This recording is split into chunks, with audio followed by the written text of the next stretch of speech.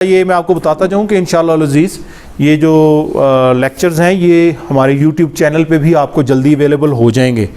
तो मतलब अपने गाड़ियों में, अपने मोबाइल्स के अंदर जहाँ पे हम यूट्यूब से सॉन्ग्स वगैरह लगाते हैं या कोई और चीज़ें लगाते हैं तो इनको लगा के जो है वो सुना जाए बार बार ना, ठीक है।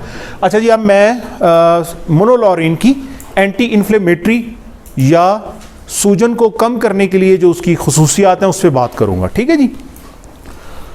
ये एक पेपर पब्लिश हुआ सन 2014 में। इन्फ्लेमेशन क्या होती है, इन्फ्लेमेशन या सूजन। हम में से हर किसी को कभी ना कभी किसी न किसी मौके पे ज़ख़म अगर खुदा न खास्ता लग जाए, सूज जाता है ना जी, ज़ख़म जो है उसके ऊपर सूजन आ जाती है। किसी का खुदा न खास्ता कोई जोड़ हिल जाए, ठीक है, हड्डी टूट जाए, सूजन हो जाती है। हाँ ठीक है, तमूड़ी लड़ जाए, ठीक है, भीड़ काट ले, ठीक है, फिर भी सूजन। तो इन्फ्लेमेशन जो है ये बुनियादी तौर पर जिस्म का एक नॉर्मल रिस्पांस होता है, ठीक है। और लेकिन ये देखा गया कि मोनोलॉरिन जो है इन्फ्लेमेशन को कम करने में कैसे किरदार अदा करती है। तो ये जो ट्रायल हुआ, मैं इसमें सिर्फ 2-3 चीज़ें बताऊंगा, ज़्यादा डिटेल में नहीं जाऊंगा। ये भी आपका थर्ड पार्टी एविडेंस है। जो कल सदाम साहब ने कहा ना कि हमें उसकी किट रखनी चाहिए, मदर साहब ये पेपर या ये स्लाइड रखें आप।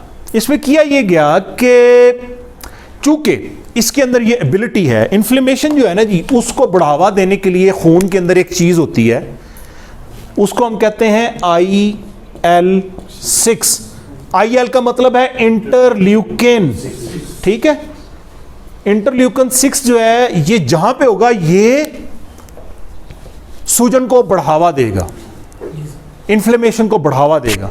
कोई चीज जो इसको कम करती है वो सूजन को कम करेगी, वो इन्फ्लेमेशन को कम करेगी। कोई भी ये चीज जो IL-6 को, इंटरल्यूकिन 6 का लेवल कम करेगी, वो क्या करेगी, सूजन को कम करेगी। तो ये जो ट्रायल हुआ इसमें ये देखा गया कि ये नॉर्मल लेवल है ना जी, नॉर्मल लेवल है 140, ठीक है। ब्लड के अंदर जहां पे ये एक्सपेरिमेंट हुआ उस एनिमल के अंदर जो इंटरल्यूकिन का नॉर्मल लेवल है वो कितना है, 140। लेकिन जब उसको इन्फेक्शन दी गई तो उसका लेवल कितना हो गया, 587, बढ़ना शुरू हो गया ना ब्लड के अंदर, ठीक है। फिर इसको क्या किया गया, ट्रीटेड विद मोनोलॉरिन पोस्ट इन्फेक्शन, यानी इन्फेक्शन देने के बाद इसको मोनोलॉरिन से ट्रीट किया गया। तो ये लेवल कितने पे आ गया, 171 पे। 171 is very close to the normal level. एक बात। Number 2, treated with monolaurin pre infection, ये वाला इससे, ये ग्रीन वाले से ऊपर पड़े, ये लेवल है 164। इन्फेक्शन आने से पहले इंटरल्यूकिन का लेवल जो है कंट्रोल में रखा हुआ है इसने। ये भी एक रीजन है इसको प्रिवेंशन में इस्तेमाल करवाने की।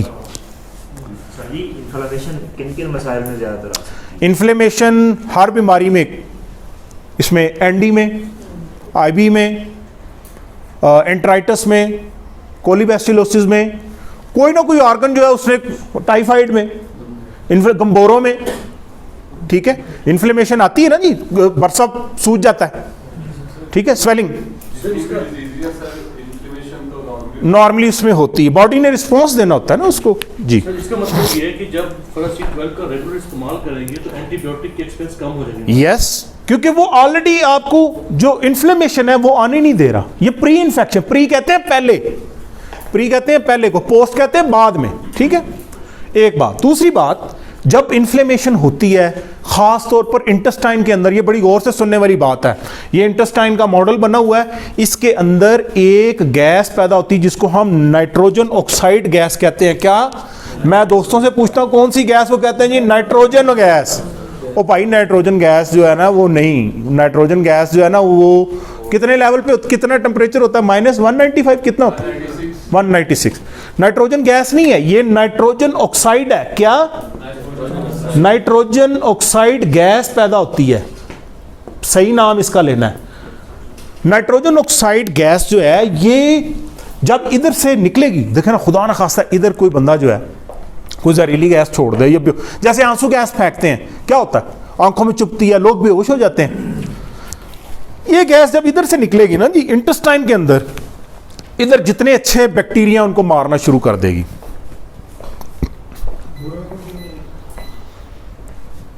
बुरों को क्यों नहीं मारती? क्योंकि ये अच्छे बैक्टीरिया के लिए लीथल है। जब अच्छे बैक्टीरिया मरेंगे तो बुरे खुद ब खुद बढ़ना शुरू हो जाएंगे ना, उनकी तादाद बढ़नी शुरू हो जाएगी। ठीक है ना, दुनिया से अगर अच्छे लोग खत्म होंगे तो बुरों की तादाद बढ़नी शुरू हो जाएगी।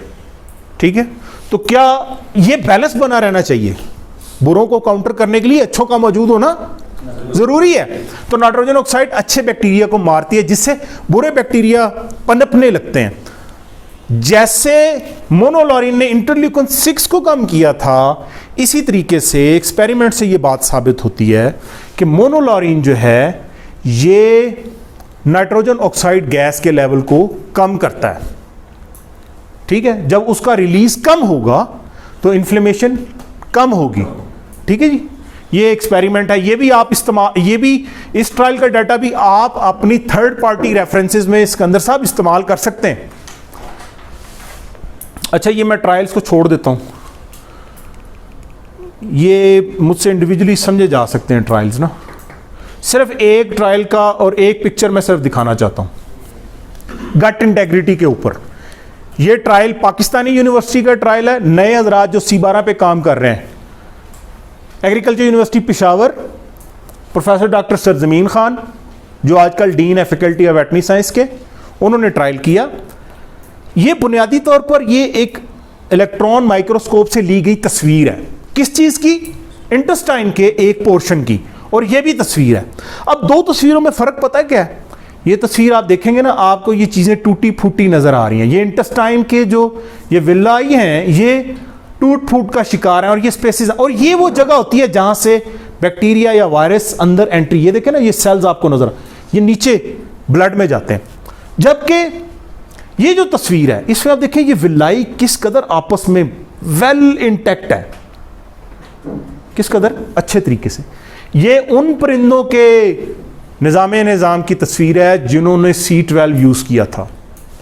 वहाँ पर विल्लाई की जो वो इंटेग्रिटी है, जो गट की इंटेग्रिटी हम कल भी बात हो रही थी, ये इस कदर अच्छे तरीके से पैक हैं कि यहाँ से बैक्टीरिया वायरसेस की एंट्री नहीं हो सकती।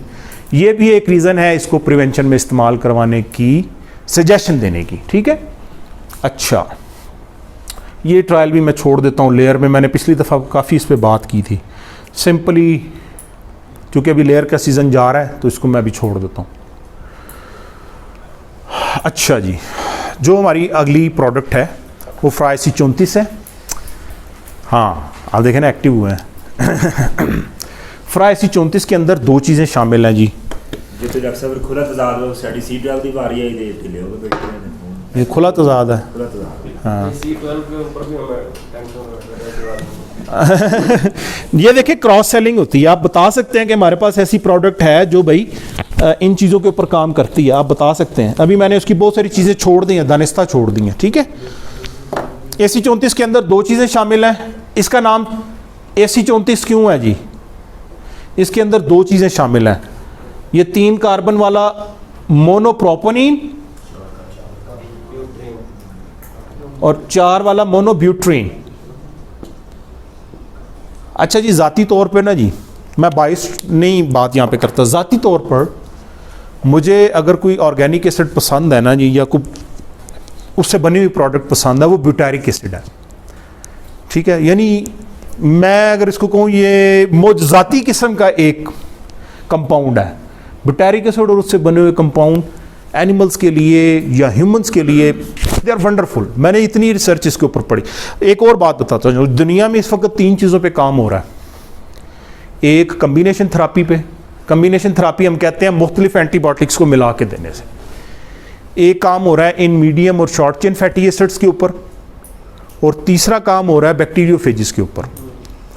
ये आजकल के हॉट टॉपिक्स हैं। आप डॉक्टर को बताएं जाके, ठीक है, डॉक्टर को ये चीज़ बताएं कि सर ये 3 हो रही है रिसर्च इसके ऊपर। डॉक्टर साहब मुझे तकरीबन हर हफ्ते में 2 पेपर शेयर करते हैं मेरे साथ जी। Yes, interferons. ठीक है, अच्छा, मैं सिर्फ इसके मोड ऑफ एक्शन पे बात करना चाहता हूँ।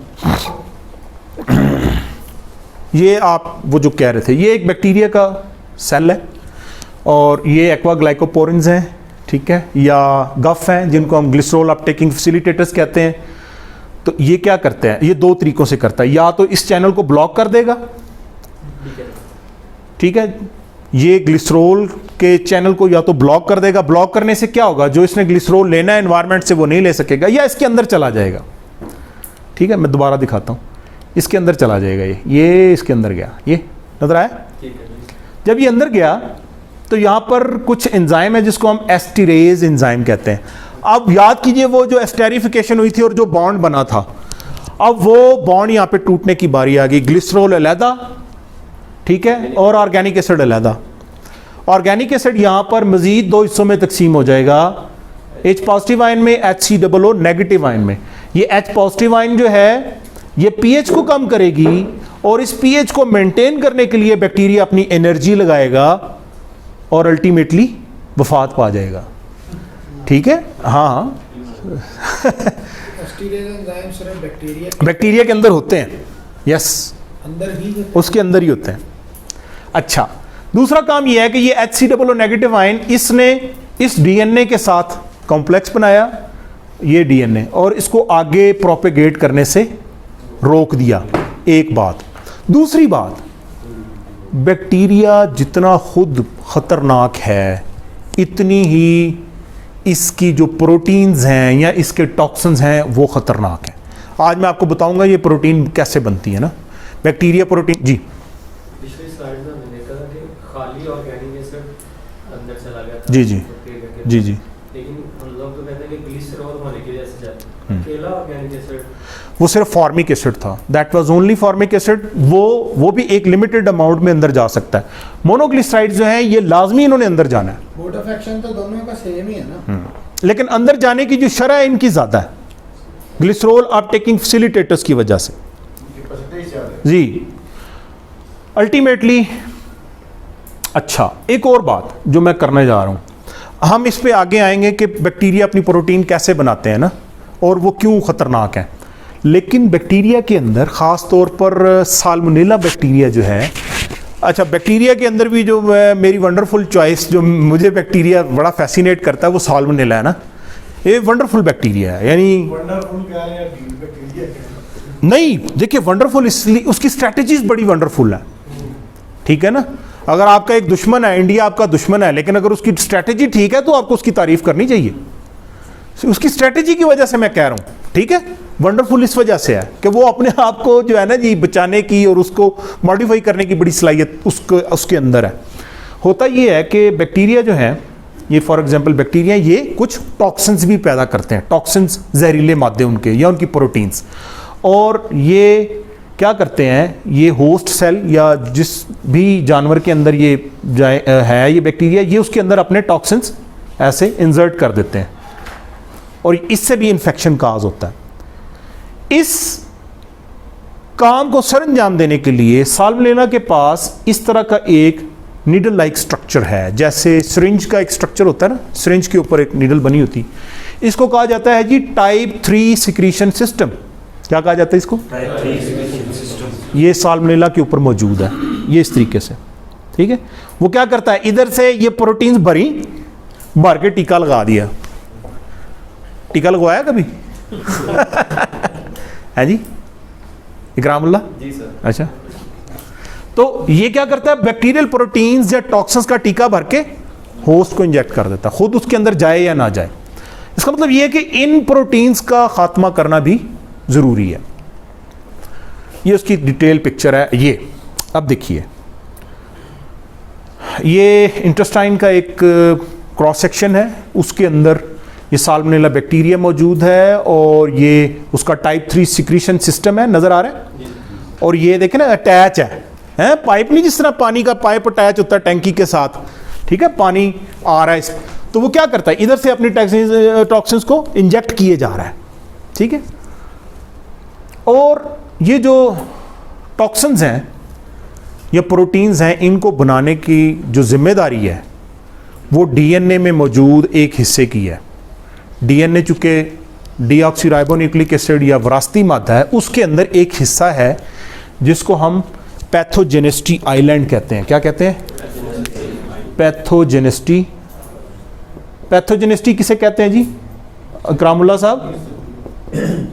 इकरामुल्लाह, पैथोजेनिसिटी किसे कहते हैं? Pathogenicity step by step spread of disease. हाँ, बीमारी फैलाने की सलाहियत, सिंपली पैथोजन है ना, बीमारी फैलाने की सलाहियत को पैथोजेनिस्ट। डीएनए के अंदर एक हिस्सा है जिसको पीआई या पैथोजेनिसिटी आइलैंड, आइलैंड हम कहते हैं जजीरे को, ठीक है ना। डीएनए के अंदर कुछ जीन्स हैं जिनको हम पैथोजेनिसिटी आइलैंड कहते हैं, बैक्टीरियल डीएनए के यस। और वो ये वाली प्रोटीन्स बना रहे हैं जो वो अंदर इंसर्ट कर रहा है, ठीक है, ये वाली प्रोटीन्स जो उसने होस्ट सेल के अंदर इंजेक्ट की, ठीक है। अब हमने इन प्रोटीन्स को बनने से रोकना है। तो हमारी प्रोडक्ट के अंदर ऐसा क्या है जो इन प्रोटीन्स को बनने से रोकेगा? वो है अल्फा मोनोब्यूट्रीन, जो इस पैथोजेनिसिटी आइलैंड को डीएक्टिवेट कर देगा और अल्टीमेटली जो प्रोटीन्स हैं वो नहीं बन पाती और टाइप 3 सिक्रीशन सिस्टम से जो टॉक्सिन्स हैं वो बॉडी के अंदर नहीं इंजेक्ट हो पाते। 17 किस्म के जीन्स हैं जी, जो मोनोग्लिसराइड्स हैं या मोनोब्यूट्रीन है, वो इस आइलैंड को, जो कि टॉक्सिन्स बनाने की जिम्मेदारी जिसके पास है, उसको ब्लॉक कर देगा, डीएक्टिवेट कर देगा, डाउन रेगुलेट कर देगा। ये सारे लफ्ज एक ही मानों में इस्तेमाल होते हैं। जब यही बंद हो गया, हदायतकार ही जो है जो फौत हो जाए, तो फिर आगे फिल्म बन सकती है? नहीं बन सकती, ठीक है। तो क्या होगा कि आगे जो इसकी टॉक्सिन्स बनने की जो इसकी जो सलाहियत थी वो ख़त्म हो जाएगी। जो प्रोटीन्स या टॉक्सिन बना रहा था वो नहीं बन पाएंगे। जब ये नहीं बन पाएंगे तो अल्टीमेटली ये इन्फेक्ट नहीं कर सकेगा। 17 किस्म के जीन्स हैं साल्मोनेला के, 17 किस्म के, 17 देर आर कितने जी? 17 जीन्स। ये भी जो है थर्ड पार्टी रेफरेंस है। उमैर साहब, इकराम साहब, डॉक्टर को दिखाएं, 17 जीन्स हैं सर जी जिनको डाउन रेगुलेट किया है अल्फा मोनोब्यूट्रीन ने। ओके, अच्छा, अब बात आ जाती है ग्रोथ कर्व्स की।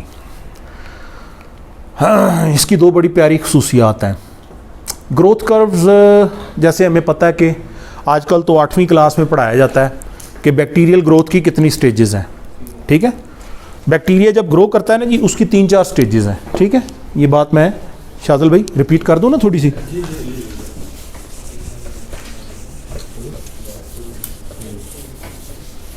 नए बच्चों के लिए ख़ास तौर पर बहुत ज़्यादा तवज्जो रिक्वायर्ड है। हैं जी, बैक्टीरिया जब अपने आप को ग्रो करता है, इधर से नज़र आ रहा है वैसे सबको, उसकी 4 फेजेस हैं, ठीक है। पहली फेज़ जो है उसको हम कहते हैं लैग, LAG, लैग, ये पहली फेज़ है, ठीक है जी। दूसरी फेज़ जो है वो कहलाती है लॉग, LOG, लॉग। तीसरी फेज़ कहलाती है स्टैटिक या S।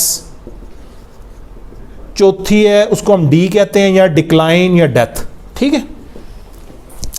पहली स्टेज के अंदर 4 फेजेस हैं जी, ठीक है। लैग, लॉग, स्टैटिक और डिक्लाइन।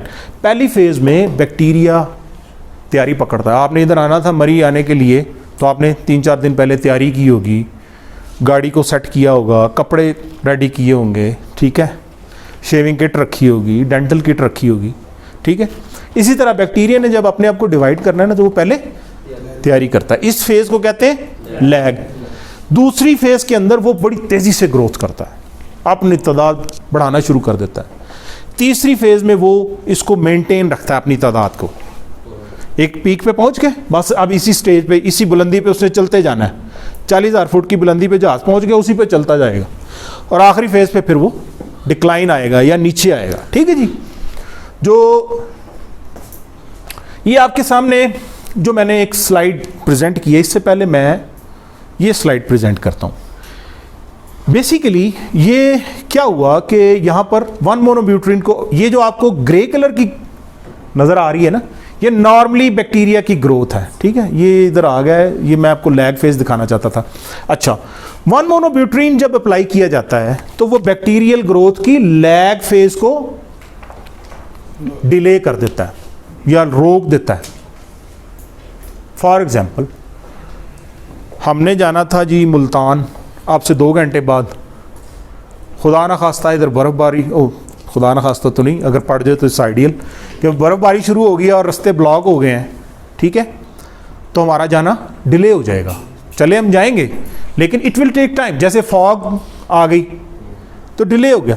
तो इसी तरीके से लैग फेज को कौन डिले करता है जी? 1 मोनोब्यूट्रीन क्या करता है जी? वो लैग फेज को डिले कर देता है, ठीक है। दूसरी फेज जो है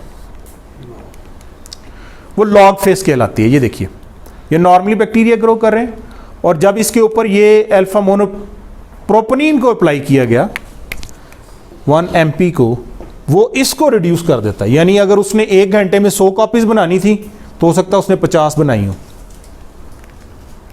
ठीक है। अच्छा, ये इसको थोड़ा सा और भी मैंने बनाया है। ये नॉर्मली ग्रोथ है ना, ये लैग फेज है, ये वाली लॉग फेज है, ये स्टैटिक स्टेशनरी और ये डिक्लाइन फेज है, ठीक है। ये नॉर्मली ये फेजेस हैं, ठीक है। तो अल्फा मोनोब्यूट्रीन बैक्टीरियल ग्रोथ की लैग फेज को रोकता है, इसको, ठीक है। और जैसे मैंने पहले कहा कि ये पैथोजेनिसिटी आइलैंड का भी खात्मा करता है, ठीक है। अच्छा, इसकी एक और खुसूसियत है कि इसको दोस्त bacteria as a source of food भी इस्तेमाल करते हैं। ये इंटेस्टाइन का माहौल है और वहाँ पर ये जो स्टार्स हैं ग्रीन ब्लू कलर में, ये दोस्त बैक्टीरिया हैं और ये जो रेड कलर के हैं ये दुश्मन बैक्टीरिया हैं, ठीक है। इसको समझिएगा, ये मैंने बड़ी मेहनत से ये वाली वो एनिमेशन बनाई है कि ये इंटेस्टाइन का माहौल है, ठीक है। उसके अंदर अच्छे भी मौजूद हैं और बुरे भी मौजूद हैं, ठीक है, मिक्स हैं ये जो अब आपको ग्रीन कलर का नज़र आएगा ना, ये अल्फा मोनोब्यूट्रीन है। अल्फा मोनोब्यूट्रीन क्या कर, ये ग्रीन कलर के जो डॉट्स नज़र आ रहे हैं, ये गुड बैक्टीरिया इनको यूज़ करेंगे as a source of food और अपनी तादाद बढ़ा लेंगे। अब यहाँ पर अच्छे बैक्टीरिया की तादाद ज़्यादा है या बुरे की? अच्छे की ज़्यादा। उसकी एक रीज़न है कि मोनोब्यूट्रीन को दोस्त बैक्टीरिया ने as a source of food इस्तेमाल किया, ठीक है। अच्छा, ये थी जी वो लॉग फेज। जब मोनोब्यूट्रीन को अप्लाई किया गया तो उसने इस लॉग फेज को इतना कम कर दिया, ये देखें, ठीक है, लॉग फेज को कम करता है। अच्छा जी, जी दोस्त बैक्टीरिया मोनोब्यूट्रीन को भी फूड के तौर पर यूज करते हैं और दूसरे हार्मफुल है वो भी उसको ग्लिसरॉल को इनटेक कर रहे हैं। तो वो उनके अंदर जाके कोई डिफरेंस है प्रोसेस का जो उनको नुकसान क्यों नहीं होता? दोस्त बैक्टीरिया को नुकसान इसलिए नहीं होता, देखें दोस्त बैक्टीरिया में ज़्यादातर जो है वो लैक्टिक एसिड प्रोड्यूसिंग बैक्टीरिया है। लैक्टिक एसिड प्रोड्यूसिंग बैक्टीरिया की जो मशीनरी है वो ऑल टुगेदर डिफरेंट है compared with the pathogenic bacteria, ठीक है। तो उन्होंने लैक्टिक एसिड पैदा करना है, ठीक है, इसलिए वो इसको एज ए सोर्स ऑफ, क्योंकि लैक्टिक एसिड का प्रीकर्सर है ये ब्यूटारिक एसिड जो है, ये लैक्टिक एसिड का प्रीकर्सर है। ब्यूटारिक एसिड से ही आगे लैक्टिक एसिड बनना होता है, जबकि वो बैक्टीरिया तो उसको एज ए यानी आगे लैक्टिक एसिड तो नहीं बनाना। अच्छे बैक्टीरिया लैक्टिक एसिड पैदा करते हैं, इसलिए वो उसको इस्तेमाल कर लेते हैं प्रोड्यूस करने के लिए। देखें ना, आपने सब्ज़ी बनानी है तो कोई ना कोई रॉ मटेरियल तो चाहिए आपको, तो अल्फा मोनोब्यूट्रीन यूज़ होता है गुड बैक्टीरिया के लिए एज ए प्रीकर्सर, ठीक है। जबकि बैड बैक्टीरिया ने चूंकि लैक्टिक एसिड पैदा ही नहीं करना या उनका ये सिस्टम ही नहीं है, तो वो उनको किल कर देता है। मेरा सवाल ये है कि उनके अंदर वो एस्पिरेज एंजाइम और ये सारी चीज़ें नहीं होती? देखें होती हैं, लेकिन जो मैं आपको अर्ज कर रहा हूं कि butyric acid as a precursor है, यानी बैड बैक्टीरिया के अंदर ये एबिलिटी नहीं है कि वो उसको किसी और पर्पस के लिए इस्तेमाल कर सकें, इसलिए उनकी एनर्जी डाउन होगी और वो मर जाएंगे। गुड बैक्टीरिया जो है उन्होंने उससे लैक्टिक एसिड बनाना है। अच्छा जी, अब हम थोड़ा सा इसको समराइज कर लेते हैं, ठीक है जी। सर यहाँ पे एक जी, सवाल है जी, जी। बारे में मतलब कि जो लॉरिक एसिड है उसको भी गुड बैक्टीरिया कैसे बनाने की प्रोसेस में यूज कर सकते हैं? गुड बैक्टीरिया जो लॉरिक एसिड है हाँ उसको यूज कर सकते हैं लैक्टिक एसिड बनाने के प्रोसेस में नहीं as a source of food. नहीं, उसकी वजह यह है कि लैक्टिक एसिड में कार्बन का नंबर 6 है, अच्छा उसको वही चाहिए जो इसमें ब्यूटारिक एसिड में 4 है, अच्छा उसको वो लेंगे और उससे बनाएंगे। ठीक है, लेकिन इसको पढ़ लेंगे, देख लेंगे कि क्या इसके बारे में क्या कहती है साइंस ना। लैक्टिक एसिड जो है बर्ड के लिए अच्छी चीज़ है या यस इट्स गुड, बर्ड के लिए लैक्टिक एसिड का होना ठीक है जी, या डॉक्टर साहब ने पूछा है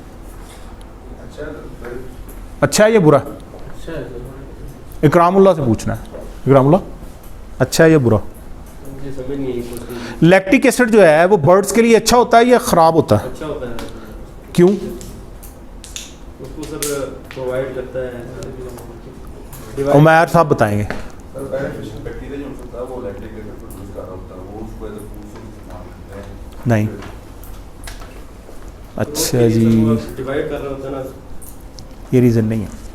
देखें, बुरे बैक्टीरिया हमेशा, आप देखें ना, जब आप इकोलाई के केसेस बहुत आते हैं तो वो कहते हैं ना पानी का तज्जिया करवाएं, तो पानी की पीएच चेक करवाएं ख़ास तौर पर। पानी की पीएच अगर 7 से ज़्यादा है तो वहाँ पे इकोलाई ज़्यादा ग्रो कर रहा होगा। ठीक है, इंटेस्टाइन के अंदर पैथोजेनिक बैक्टीरिया या जो दुश्मन बैक्टीरिया हैं उनको अपनी तादाद बढ़ाने के लिए ज़्यादा पीएच की ज़रूरत है। अगर पीएच ज़्यादा होगी उमैर तो वो बड़े अच्छे से ग्रो करेंगे। लैक्टिक एसिड उधर की पीएच को, क्लॉस्ट्रीडिया जो है वो हाई पीएच पे ग्रो करता है, अगर पीएच लो होगी तो वहाँ पे ग्रो नहीं करेगा। साल्मोनेला, इकोलाई, यस, ये इंटेस्टाइन की पीएच को ठीक करने के लिए डॉक्टर साहब ने कहा इसके लिए बहुत ज़रूरी है इंटेस्टाइन की पीएच को। एसिडिक करेगा, यस एसिडिक करेगा, एसिडिक करेगा जी। सर एक क्वेश्चन था, सर एक फार्मर है, उसका जो पीएच है ऑलरेडी ज़्यादा, वो रेगुलर जो ना ऑर्गेनिक एसिड यूज़ करता है, उसमें हमारी फॉरेस्ट 34 भी यूज़ करता है। तो उसका क्वेश्चन ये था कि मैं क्या इसको दोनों कंबाइन यूज़ करता हूँ, फर्स्ट 2 वीक को यूज़ करता है, उसके बाद वो छोड़ देता है। देखिए मैं आपको ये बात, ये बड़ा अच्छा इंटरेस्टिंग क्वेश्चन है। ऑर्गेनिक एसिड्स के साथ जब इनको मिलाया जाए ना, जो हमारी फ्राल एक्ट 34 प्रोडक्ट्स थी ना, वो बेसिकली यही थी। ऑर्गेनिक एसिड के साथ मोनोग्लिसराइड को मिलाया गया था और उसकी एफिकेसी ज़्यादा बेहतर होगी थी। ठीक है ना, क्योंकि ऑर्गेनिक एसिड जो है ख़ास तौर पर अगर उसमें लैक्टिक एसिड हो, ठीक है, लैक्टिक एसिड अगर है तो फिर तो मैं रिकमेंड करता हूँ, अगर लैक्टिक एसिड नहीं है फिर मैं रिकमेंड नहीं करता, क्योंकि लैक्टिक एसिड वाहिद एसिड है जो डिसोसिएट होने के बावजूद भी किलिंग इफेक्ट रखता है। ठीक है, जो आपने सवाल किया ना कि उसके अगर पानी की पीएच ज़्यादा है तो फिर उसको एसिडिफिकेशन ही करते रहने चाहिए, नहीं करना चाहिए वो, क्योंकि जब बॉडी के अंदर जो है वो इस्तेमाल अपना जो इन्फेक्शन है वो बढ़नी शुरू होगी तो उसको कौन ट्रीट करेगा? AC 34 यानी कि पानी की पीएच को वो आपके एसिड कम करेगा और उसकी जो साइड इफेक्ट्स हैं उसको एसिड यस। शायद नहीं आंसर जी सर अक्सर क्वेश्चन आता है ना मार्केट में, कहते हैं यार वो बिना AC 34 ਜਿਹੜੀ ਨਾ इस्तेमाल की थी इकोलाई की जरिए, लेकिन जिद्दां ही छड़ी है वो फिर दोबारा शुरू वो पानी में, पानी सोर्स है ना उसका। ये क्वेश्चन मुझे एक बंदे ने किया, वो ब्लैक एक्सट्रीम जब हम प्रमोट करते थे तो उसने कहा वो चूँकि रिपेलेंट भी है, ख़ासतौर पर माउसेस वगैरह, माउस जो है ना जी वो सब भागते हैं, माउस, छिपकलियाँ, मकड़ियाँ, तो वो उसकी स्मेल से भागते हैं। तो मैंने एक बंदे को कहा कि जी आप इसको इस्तेमाल करें तो वो पास नहीं आएंगे ना। तो अगली दफ़ा गया तो उसने कहा जी कि डॉक्टर साहब है तो चूहे मरे ही नहीं ਇਹਦੇ ਨਾਲ। मैं क्या उन्होंने मारने वाली तो नहीं है। दूसरी बात ये है कि भाई अगर चूहे ने बाहर खेत में खुड बनाई हुई है तो पहले तो उसको बंद करें ना, ठीक है, उधर से चूहे आते जाएंगे तो वो मतलब है कि वो तो नहीं कुछ कर सकती। इसी तरीके से अगर पानी के अंदर से, और ज़्यादातर हमारे पानियों के देखें ना वो लेवल हाई हैं पीएच के, ठीक है, उससे क्या होता है कि वो बड़ा आइडियल सोर्स है। ठीक है, पानी जो है वाटर लाइन्स में गया, वाटर लाइन में बायोफिल्म बनी हुई है, उधर बड़ा अच्छा ग्रो किया, बर्ड ने पिया, अल्टीमेटली इकोलाई की इन्फेक्शन। इसलिए ऑर्गेनिक एसिड्स को एसिडिफिकेशन के लिए इस्तेमाल किया जाता है ताकि पानी की पीएच को रिड्यूस किया जा सके। पानी की पीएच रिड्यूस होती है फिर 3-4 घंटे बाद बढ़ जाती है। ठीक है, और वो भी वहाँ पे बैक्टीरिया की ग्रोथ स्टैटिक होती है, किलिंग इफेक्ट फिर भी नहीं आता।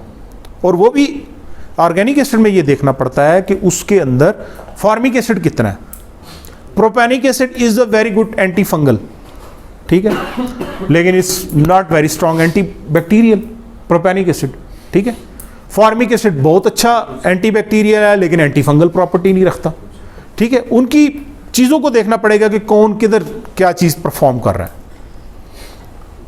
नॉर्मल पीएच लेवल कितनी होगी पानी की जो नॉर्मल पीएच है वो 7 होती है। न्यूट्रल पीएच, न्यूट्रल हम कहते हैं कि जिस पे ना ये तेजाबी है ना असासी है, ठीक है, ये आइडियल है। 6.9 से 7 तक, 6.5 से 7 तक जो है ये नॉर्मल पीएच होनी चाहिए। सर इस पीएच पे बैक्टीरिया सर्वाइव करता है या नहीं करता? किस पीएच पे? न्यूट्रल पे सर। न्यूट्रल पे देखें, ये जो आप पीएच बढ़ाते जा रहे हैं ना जी, वो फेवरेबल इन्वायरमेंट की तरफ जा रहा है। न्यूट्रल पे भी ग्रो करना शुरू कर देते हैं। एसिडिक तो 6 से नीचे ही आ गया। यस, हाँ जी, न्यूट्रल पे हाँ जी, ग्रो करेंगे, बैक्टीरिया करते हैं ग्रो। हाँ जी मदर साहब।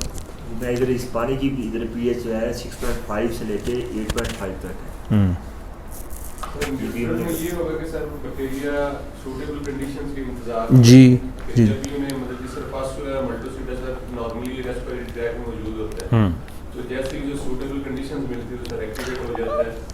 असल में जितने भी बीमारी फैलाने वाले ऑर्गेनिजम्स हैं ये मौजूद तो हैं, ये सारे मौका परस्त हैं ना, अपॉर्चुनिस्टिक हैं। जिसको मौका मिलेगा जिस वक्त उसी वक्त वो हमलावर होगा, ठीक है। अपॉर्चुनिस्टिक कहा जाता है ना इनको, मौका परस्त हैं ये, अपॉर्चुनिटी की तलाश में होते हैं। जो ही उनको अपॉर्चुनिटी मिलेगी वो फ़ौरन जो है अपना काम दिखाना शुरू कर देंगे, और ना सिर्फ अपनी तादाद बढ़ाते हैं बल्कि टॉक्सिन्स भी पैदा करते हैं, ठीक है।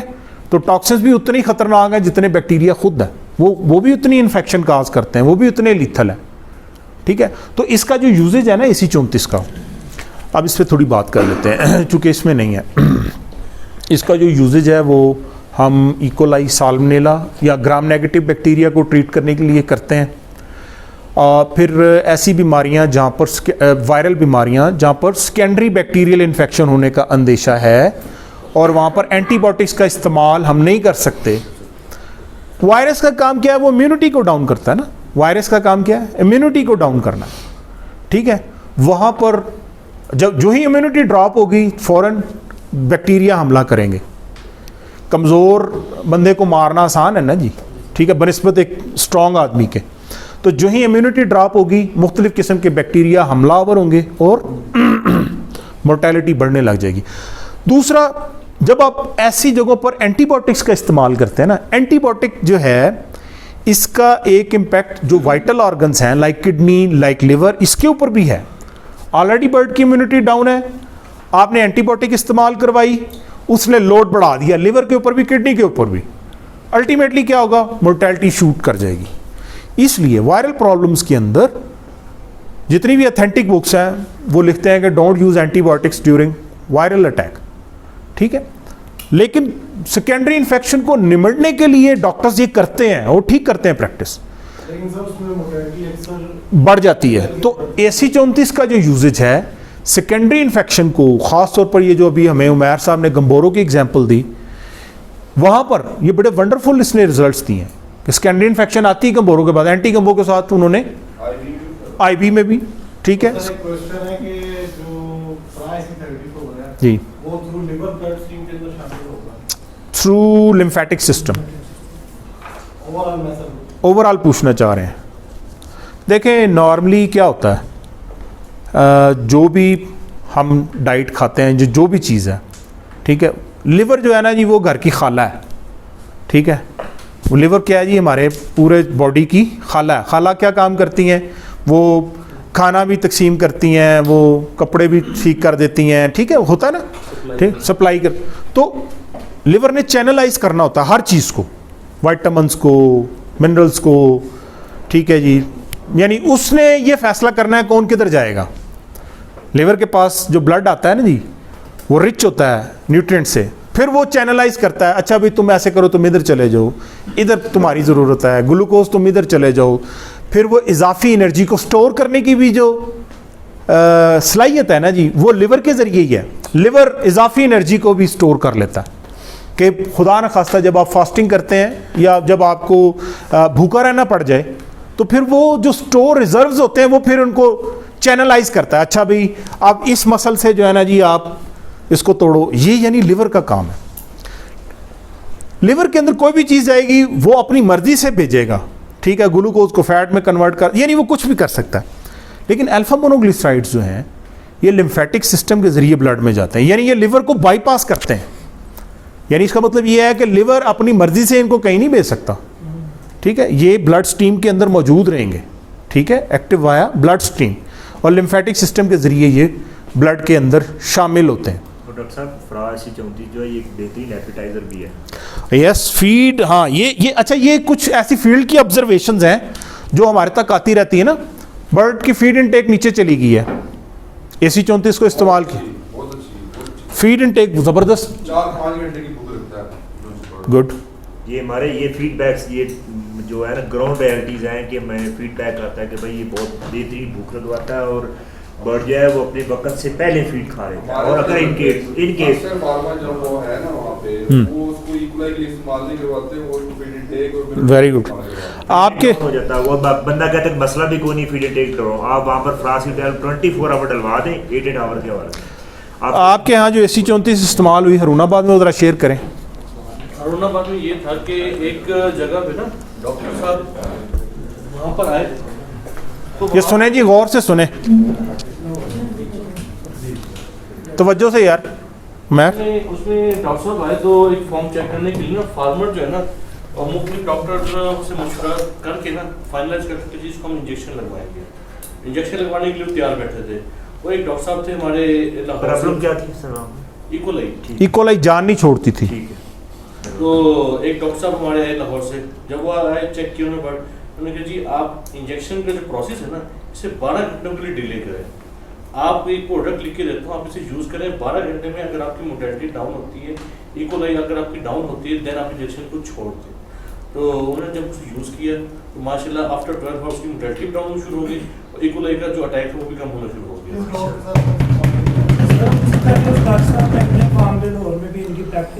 60 से 70 मोर्टेलिटी हो रही थी डेली 28 दिन पे, वो 6-7 पे क्या डोज यूज़ की जी? 1 ग्राम 1 लीटर। 1 ग्राम 1 लीटर। इसका क्रेडिट जो है वो अब्दुल्ला साहब को भी जाता है। इसके ऊपर काम किया। जी जी, ये तो टीम वर्क है, ये टीम वर्क है। ये टीम वर्क। अच्छा एक और बात जी, एक चीज़ वो भी 1 by 1 जी, कि इसमें ना जिन शेडों के ऊपर इकोलाई के मसाइल आते हैं तो जो हम कोड में इस्तेमाल करवा रहे हैं उसमें हम इसके जो C12 में शेड्यूल उसी के मुताबिक हम इसे यूज़ करवा रहे हैं। ओके। AC34 को भी उसके हम ये यूज़ कर कहते हैं फार्मर्स को कि भाई अगर आपको इकोलाई का अटैक हो जाता है आपका एक फ्लॉक के ऊपर 1 लाख रुपए खर्चा आ जाता है। अगर आप AC34 के 2 के 10 लीटर वाले यूज़ कर लें तो आपके वो खर्चा आता है 40,000 का, आप उससे बच जाते हैं। ये सेलिंग स्ट्रेटजी है जी माशाल्लाह, देखें। तो हमने इस सेलिंग स्ट्रेटजी के ऊपर 50 कैन बेचे हैं। ज़हीर साहब, तो इसके अलावा ना मैं एक और बात बताता जाऊँ। देखें कि AC34 को विद एंटीबायोटिक्स इस्तेमाल करने से एंटीबायोटिक्स की एफिकेसी बढ़ जाती है। मेरी बात समझे, मैंने क्या कहा, AC34 को एंटीबायोटिक्स के साथ इस्तेमाल करने से एंटीबायोटिक की एफिकेसी बढ़ जाती है। हाउ? बैक्टीरिया को कमजोर कर देते एक बैक्टीरिया को कमजोर कर देते यस, और एंटीबायोटिक को आसान हो जाता है उस पर काम करना, वरना तो वो रेजिस्टेंट हुआ बैठा है ना। सर हम तो यहाँ तक कह रहे हैं कि जहाँ आप एंटीबायोटिक 5 दिन चला रहे हैं ना वो आपका एंटीबायोटिक 3 दिन चलता है। यस, इसका मतलब ये है कि एंटीबायोटिक की कॉस्ट को रिड्यूस करने में AC34 अच्छा रोल प्ले करता है, और जहाँ पर इसको एंटीबायोटिक के साथ इस्तेमाल किया गया है इसके बड़े प्रॉमिसिंग रिजल्ट्स हैं। इससे यानी एंटीबायोटिक की एफिकेसी को बढ़ा दिया। ठीक है जी। तो AC34 किस किस के पास है जी, किस दोस्त के पास है? साहिवाल में क्या क्या सेल्स हैं आपकी? साहिवाल में नॉर्मल है। नॉर्मल क्या, नॉर्मल किसे कहते हैं? एक मंथ में 2 से 3 कैन 2 से 3। ये नॉर्मल तो नहीं है, ये तो अब नॉर्मल है। 75 जी 7500 kg है। अच्छा, वेरी गुड। तो ताजीम साहब आपके एरिया में क्या है जी इसकी सूरत हाल? 4 कैन, ठीक है। अच्छा, तो इकरामुल्लाह साहब आपकी क्या सूरत है? बहुत अच्छी है। अच्छा, और एक प्रैक्टिस और सरगोदा में भी चल रही है, उमैर साहब को इल्म है। FRA-AC34 और सीनडीज वो लोग मिला के भी चला रहे हैं, और ये प्रिस्क्राइबर 2-3 प्रिस्क्राइबर है वो मिला के ज़्यादा अच्छे रिजल्ट्स। इसको 12 घंटे इंडिविजुअली मैंने यूज़ करवाया लाहौर में, तो बड़े अच्छे रिजल्ट हैं। यानी 12 घंटे पहले फ्राई से 34 चलाएं, उसके बाद मिला के भी चला सकते हैं, मिला के भी चल सकते हैं। मिला के हाल सिकंदर साहब आप बताइएगा, आपके एरिया में AC 34 की क्या सूरत हाल? जी सर ठीक है सर, पर्ची क्या है आपके डॉक्टर शायद जैसा बहुत ज़्यादा यूज़ करवाते हैं बड़े कंसल्टेंट। ज़ाती तौर पे मैं ये समझता हूँ कि AC 34 C12 से बड़ी प्रोडक्ट है। वजह वायरस का अटैक तो once in a blue moon होगा ना, वैक्सीन्स हो रही होती हैं, लेकिन इकोलाई साल्मोनेला तो हर जगह हर वक्त मौजूद है, ठीक है ना, ये तो ख़त्म ही नहीं होता थ्रू आउट द सीजन्स, ठीक है, ये मौजूद रहता है। और मैं ये आपको बताऊं, जिन दोस्तों के पास AC 34 है और C12 नहीं है, मैं यकीन से कहता हूं कि वो AC 34 को C12 से ऊपर ले जा सकते हैं, ठीक है। जिनके पास मतलब वो समझते हैं ना कि यार ये मेरे पास एक ऐसी प्रोडक्ट है, यार ये पता नहीं इसका क्या फ्यूचर है, C12 का नाम क्लिक किया हुआ है, लेकिन AC 34 मेरे नज़दीक ज़ाती तौर पे मैं इसको समझता हूँ कि ये बड़ी प्रोडक्ट है। हाँ, क्योंकि वजह ये है कि बैक्टीरियल इश्यूज तो भाई हर वक्त मौजूद है, इकोलाई साल्मोनेला के प्रॉब्लम है या फीड इनटेक के इश्यूज हैं, एनरो के साथ बड़ा, कोलेस्टीन के साथ, नॉरफ्लॉक्सासिन के साथ, ये मुख्तलिफ प्रैक्टिसेस हैं जो बख्तियार भाई डॉक्टर्स कर रहे हैं। एंटीबायोटिक जिधर रिस्पांस नहीं दे रही उसको क्या साथ है AC 34 ऐड करें, रिस्पांस देगी, ये आप कह सकते हैं। फैसलाबाद में उस दिन हमने डॉक्टर साहब को क्या कहा था, डॉक्टर साहब वो उसका हमने एक्सपेरिमेंट भी किया, उस तरह हमने इस्तेमाल भी करवा दिया। गुड। और ना नमतानी में है ना कस्टमर जी, उसके ना इकोलाई की प्रॉब्लम भी जा रही थी, उसे ना एक लाहौर से भी दोस्त आया किसी और कंपनी में, कहती यार मैं ऑर्गेनिक भी इस्तेमाल करवाया, कहते AC 34 के ना मुकाबले थे मैंने इस्तेमाल कराओ, तो मैं ना 5-10 मिनट में सुनता रहा, जब मैं उठने लगा ना मैं कहा मियाँ साहब मैंने तुम ऑर्गेनिक एसिड ਨੂੰ इस्तेमाल करवा रहे हो ना, तो फरा AC 34 ਨੂੰ ये सब दोस्त ना सुने कि फरा AC 34 को 50 ml भी अगर पानी के अंदर डाल दें, 50 ml कितने उसमें, 1 लीटर पानी के अंदर, अच्छा, उसकी pH को नहीं बिल्कुल भी छेड़ेगा। तो लोगों का कंसेप्ट ना कि यार ऑर्गेनिक एसिड ही है ना pH ही टोन करेगा, तो कई दफा हमारी AC 34 इस वजह से भी पिटी है, तेरा ने pH में तो कुछ ठीक है, लोग pH चेक करते रहते हैं ना, ਤੁਸੀਂ ਸਿਰਫ ਇਕੋਲਾਈ ਤੇ ਇਸਤੇਮਾਲ ਕਰਨਾ, ਕਹਿੰਦੇ ਯਾਰ ਜੇ ਇਕੋਲਾਈ ਨਾ ਗਈ, ਮੈਂ ਕਿਹਾ ਜੇ ਤੁਸੀਂ ਇਕੋਲਾਈ ਦੇ ਨਾਲ ਕੋਲੇਸਟ੍ਰੀਨ ਨੂੰ ਇਸਤੇਮਾਲ ਕਰਦੇ ਹੋ ਤਾਂ ਮੈਂ ਕਿਹਾ ਮੀਆਂ ਸਾਹਿਬ ਤੁਹਾਡੀ ਇਕੋਲਾਈ ਚਲੀ ਗਈ, ਮੈਂ ਕਿਹਾ ਮੰਨੇਗਾ ਜੋ ਵੀ ਹੈ तेरा करना। और डॉक्टर कैमर मारा 5 दिन हो गए, मैंने अभी शायद से बात की करे उसकी बैटरी खत्म हो गई है, ठीक है, लेकिन कह रहा है जब इसको बंद करते हैं ना तो 2, 3, 4, 5 बर्ड निकलते हैं उसकी ना इकोलाई। लेकिन ये भी देखें, ये इसका मतलब ये कि प्रोडक्ट ने अपना काम की 2, 4, 5 बर्ड ये कुछ भी नहीं है ना, ठीक है ना, ये तो हाँ ये कोलेस्ट्रीन के साथ बहुत अच्छे रिजल्ट हैं, कोलेस्ट्रीन के साथ आप शेयर करें ज़रा। दोस्त मतलब कहते हैं कि फार्मर दोस्त के ये पीएच को ये ऑर्गेनिक एसिड है, उनको कहें कि आप पानी के अंदर डाल के आप चेक कर लें। हाँ, लाहौर में ना सर ये अब्दुल्ला साहब बता रहे थे, डॉक्टर बिलाल साहब हैं, ये सुनिएगा जी ज़रा, अब्दुल्ला की बात सुनिएगा जी। लाहौर में डॉक्टर बिलाल साहब है जो जनूबी पंजाब में गए थे, अब्दुल्ला साहब बता रहे थे, तो उनके सर अपने भी 2 हाउस हैं ये कसूर वाली साइड से, तो उन्होंने सर ये कोलेस्ट्रीन और प्लस AC 34 को यूज़ की है, तो 45 मोर्टेलिटी थी जब उन्होंने यूज़ किया है, तो पहला पानी सर उन्होंने सैटरडे को दिया, मंडे वाले दिन उनकी मुझे कहा है जी पेमेंट ले लेना, कि मैंने कहा मे भी कंप्लेन ना हो, तो वहाँ पे उन्होंने मुझे बताया कि इस टाइम जो करंटली 12 घंटे की मोर्टेलिटी वो 3 है। Very good, very good, very good, very good.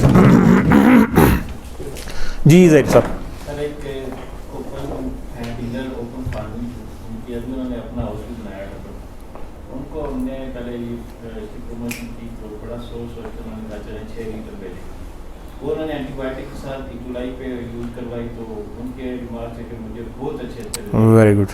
फिर उसके बाद उन्होंने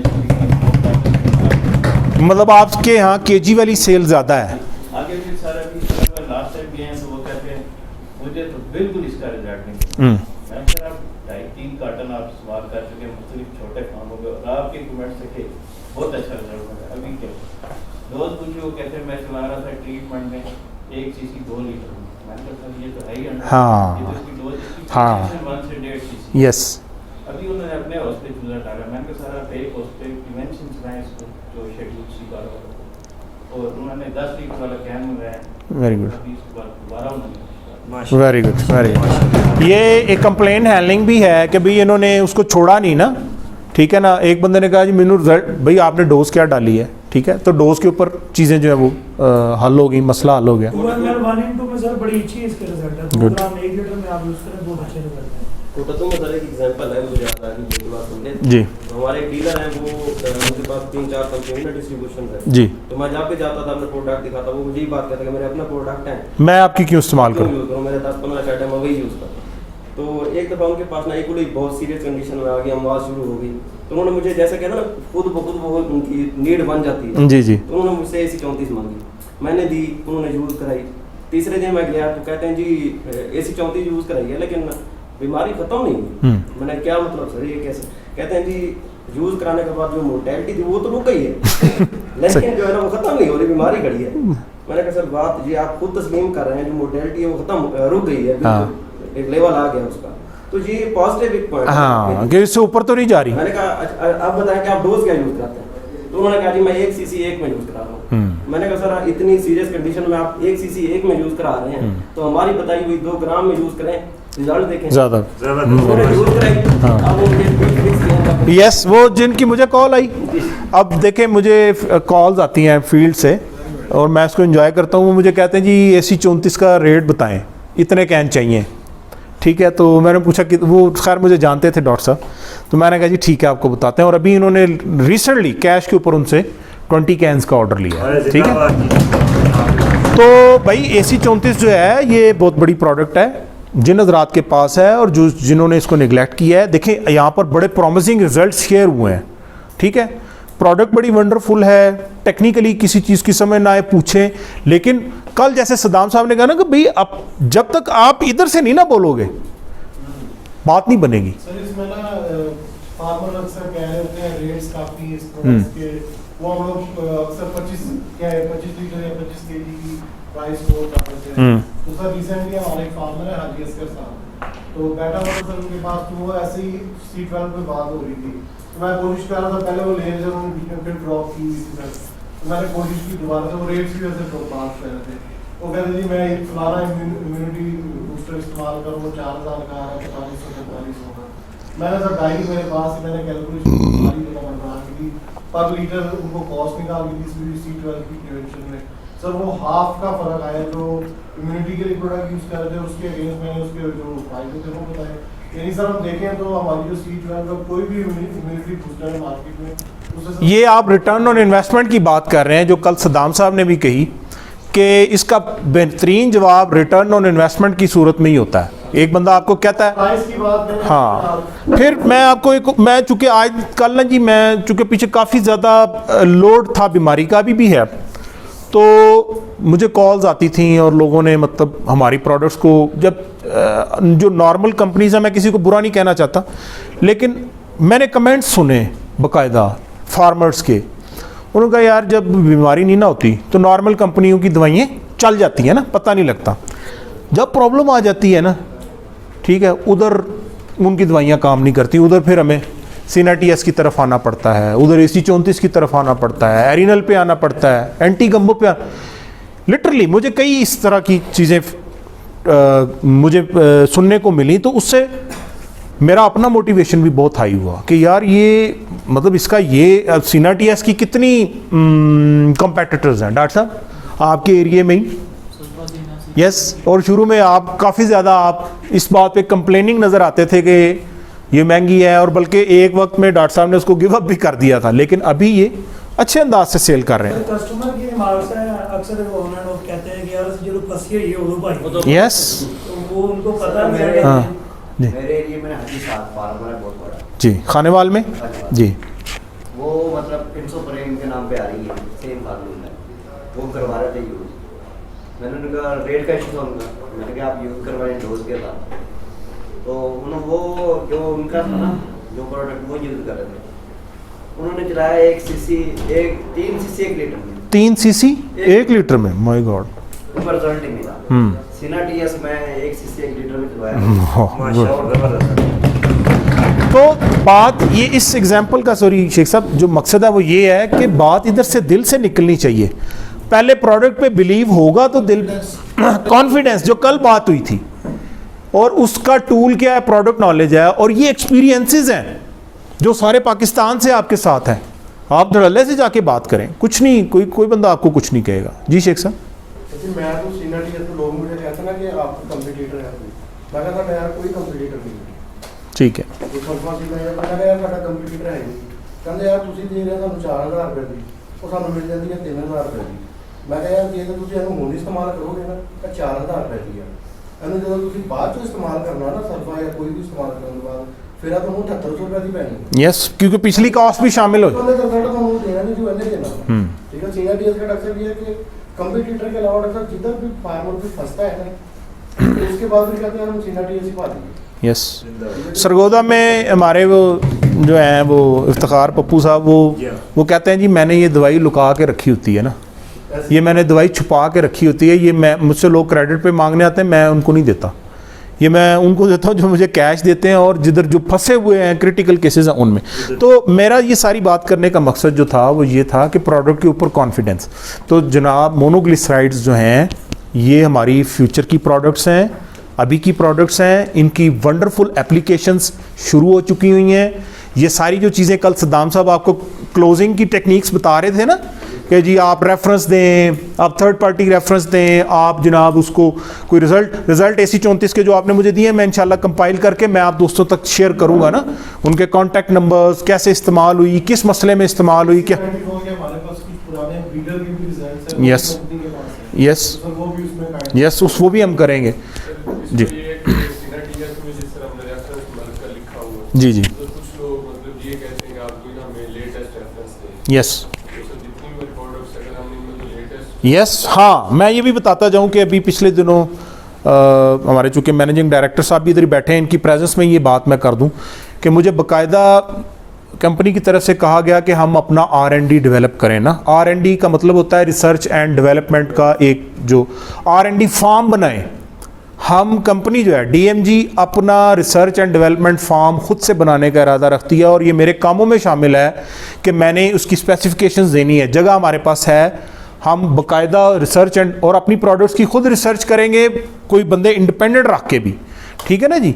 तो ये हम ये भी करने जा रहे हैं, ठीक है। हम ये समझते हैं कि इसके बगैर जो है हम आगे नहीं जा सकते, ठीक है। रिसर्च एंड डेवलपमेंट के बगैर आप हर बार आपको प्रोडक्ट पे कोई ना कोई, देखें नेस्ले का पानी है ना, तो अब वो हर 3 महीने बाद कोई नई उसके ऊपर वो निकाल लेते हैं। कोक है ना, ठीक है, वो उसके ऊपर, अब कोक को आए हुए 150 साल हो गया, बाद में कितनी कोक्स आई हैं, गोर में फलाना डमकाना, ये कोला वो कोला, कोक को नहीं पहुंच सके, हर 3 महीने बाद वो एक नया उसमें से। तो हम भी इस बात पे वो हैं कि हम प्रोडक्ट्स के ऊपर नई से नई बात जो है वो करते चले जाएंगे जी। और हमारे पास स्पेशलिटी यही है कि हमारे पास यूनिक प्रोडक्ट्स हैं। यस, वो दिन सारा एक रूसी वाले बैठे थे सेलबोर्ड एजेंसीज और लोग, उनकी है न्यू सील 4000 रुपये केजी, मैंने 6800 रुपये की बेची है और वो बंदा बैठा भी था।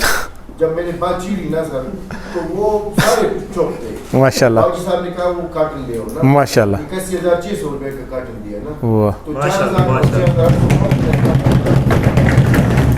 तो क्वालिटी जो है वो है। और इसके अलावा हम जो रिसर्च एंड डेवलपमेंट है इंशाल्लाह हम डॉक्टर साहब इस पे और इरादा रखते हैं, ट्रायल्स को प्लान करने का पहले भी हमने किए हैं, अब लेटेस्ट भी हम इंशाल्लाह रेफरेंसेस जो हैं वो डेवलप करेंगे। आप हमें आइडियाज़ दें, ठीक है, डॉक्टर से मशवरा करके बताएं तो हम उसको इंशाल्लाह लजीज़ इम्प्लीमेंट करेंगे, बाकायदा R&D विंग हम बनाएंगे और वो इंशाल्लाह हम करने जा रहे हैं ना। अदरवाइज़ देखें फिर तो एक रूटीन का काम है ना, जैसे दूसरी कंपनीज करती हैं, ठीक है जी, तो 1000 रुपये सस्ती, मतलब इस तरह की सुनने में आती ना कि इस फार्मूलेशन में तो 1000 रुपये सस्ती मिल जाती है, ठीक है। तो वो फिर हम क्यों प्राइस पे हम बात नहीं करते, ठीक है, इसीलिए कि हम इसके ऊपर देखें, ये जो इधर हम इकट्ठे हुए हैं ये कॉस्टली एक्टिविटी है ना, ठीक है, आपके ऊपर एक इन्वेस्टमेंट हो रही है ना।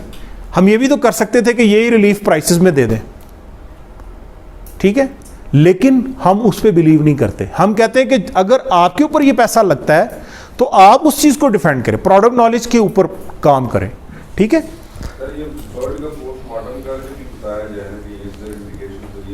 देखिए मैं उस पर मैं आपको बताता हूँ, जो पोस्टमार्टम है ना वो समझने के लिए तो चलो ठीक है, लेकिन ना पोस्टमार्टम को जो फील्ड के डॉक्टर्स हैं ना उन तक ही रहने दें, ठीक है। हाँ नहीं मैं आपको, हाँ उस पर हम बताएंगे, इवन जो हमारे साथ भी डॉक्टर्स बैठे हैं, हम ज़्यादा यही कोशिश करते हैं कि यार हम किसी को जो है ना जी, मैं ये तो गारंटी दे सकता हूँ कि सीना टीएस के अंदर ये चीज़ें मौजूद हैं। अगर डायग्नोसिस मेरी गलत होगी तो मेरी तो प्रोडक्ट जाती रहेगी। हाँ, वैसे ये हम करेंगे इंशाल्लाह, ये करेंगे। साइन एंड सिम्टम्स की वीडियो जी वो भी हम दे देंगे जी, ठीक है, वो भी इंशाल्लाह दे देंगे। ठीक है जी, क्या टाइम हुआ जी? 10:15। तो हम ज़रा जल्दी क्लोज़ कर लिया हमने जी। अभी जो है हमारे मैनेजिंग डायरेक्टर ख्वाजा जमाल साहब जो हैं वो कुछ अहम मौज़ूआत पे बात करना चाहते हैं 15 मिनट के लिए। तो आएँ सर। ठीक है, इसके बगैर